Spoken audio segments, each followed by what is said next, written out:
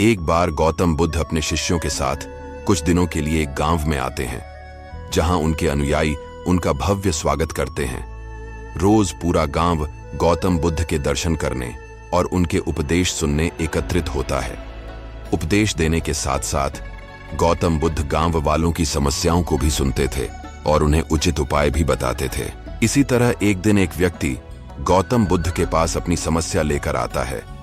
पहनावे और रहन सहन से तो वो व्यक्ति बहुत ही धनी लग रहा था, लेकिन उसका चेहरा एकदम उदास और मुरझाया सा दिखाई दे रहा था।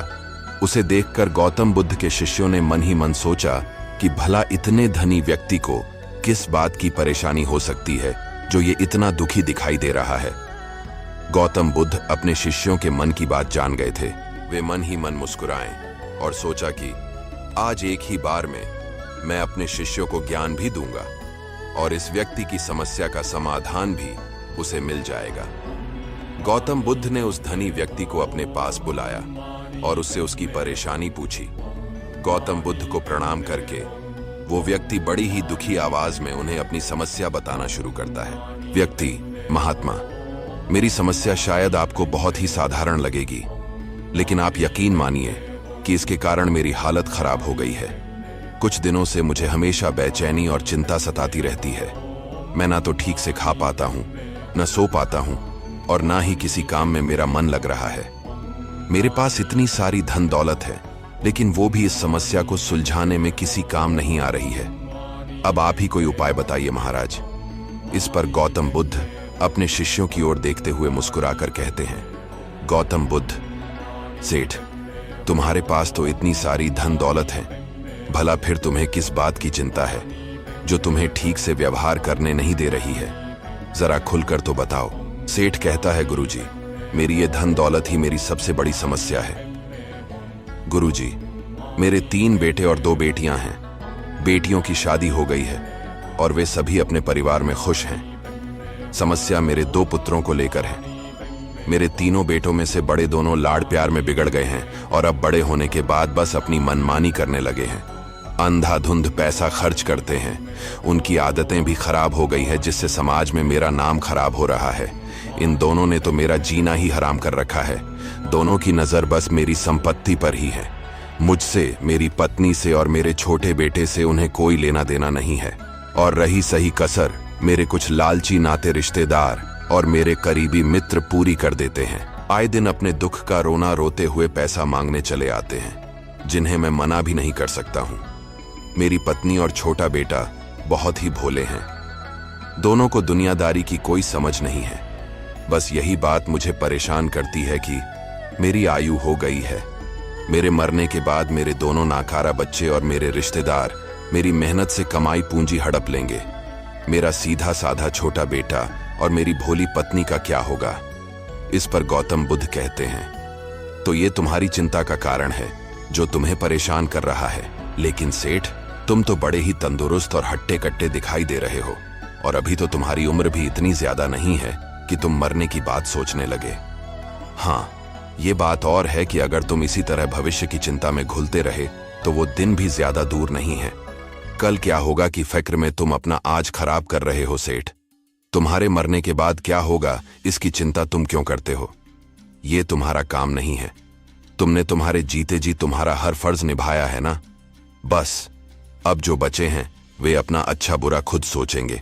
वैसे देखा जाए तो इस सब में सारी गलती केवल तुम्हारी ही है सेठ। तुम्हारी हालत के जिम्मेदार और कोई नहीं, तुम स्वयं ही हो। सेठ हैरत से गौतम बुद्ध को देखता है और पूछता है: वो कैसे महाराज? इसमें मेरी क्या गलती है? मैंने तो हमेशा ही बस अपने परिवार और दूसरों के बारे में ही सोचा है। गौतम बुद्ध: हाँ, इसमें तो कोई भी संदेह नहीं है, लेकिन तुमने अनजाने में ही सही, लेकिन अपने पैरों पर खुद ही कुल्हाड़ी मारी है। दरअसल पैसा तुम्हारी समस्या नहीं है, वो तो तुमने मेहनत और ईमानदारी से कमाया है। तुम्हारी समस्या है तुम्हारी अव्यवहारिकता। सेठ, तुम्हारे पास बुद्धि तो बहुत है, लेकिन व्यवहारिकता की कमी है।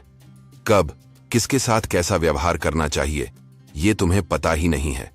अपने दोनों बड़े बेटों की आदतें तुम्हारे अतिरिक्त लाड़ प्यार के कारण ही खराब हुई है, जिस पर तुमने समय रहते ही लगाम लगानी चाहिए थी। तुम उनकी हर जायज नाजायज जिद को पूरा करते रहे, बिना कारण जाने ही उन्हें पैसे देते रहे, और जब तुम्हारी पत्नी तुम्हें ऐसा करने से रोकती तो तुम उसे डांटते थे। सब कुछ जानते हुए भी तुम्हारे डर से वो बेचारी सहम कर चुप बैठ जाती। घर में उसकी कोई बात का महत्व नहीं रहा। बेटों ने भी घर में मां की स्थिति भांप ली और उन्हें कोई महत्व नहीं दिया। मां के कुछ कहने समझाने पर वे दोनों भी तुम्हारी तरह उसका अपमान करते। आखिरकार वो भी बेचारी चुप होकर रह जाती।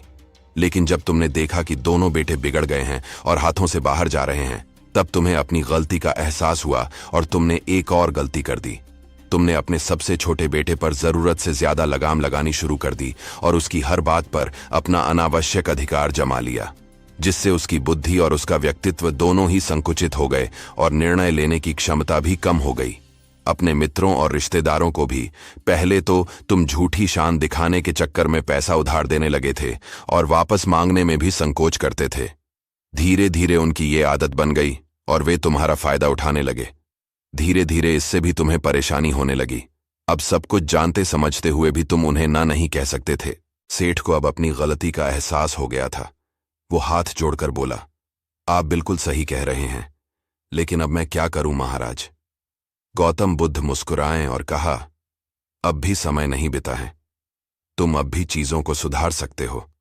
सबसे पहले तो अपने अंदर बसी नकारात्मकता को सकारात्मकता में बदलने की कोशिश करो। घर में अपनी पत्नी को सही मान सम्मान और उसके अधिकार दो। वो ही बच्चों को सही राह पर ला सकती है, क्योंकि जब पैसे कमाने के लिए पति घर के बाहर जाता है तो एक पत्नी ही घर परिवार को अच्छी तरह संभालती है। अपने बड़े बेटों पर सख्ती करो, उन्हें बेवजह पैसा मत दो। अपने छोटे बेटे को दुनियादारी की सीख दो, लेकिन उस पर जरूरत से ज्यादा सख्ती मत करो। जरूरत से ज्यादा उदारता मत दिखाओ।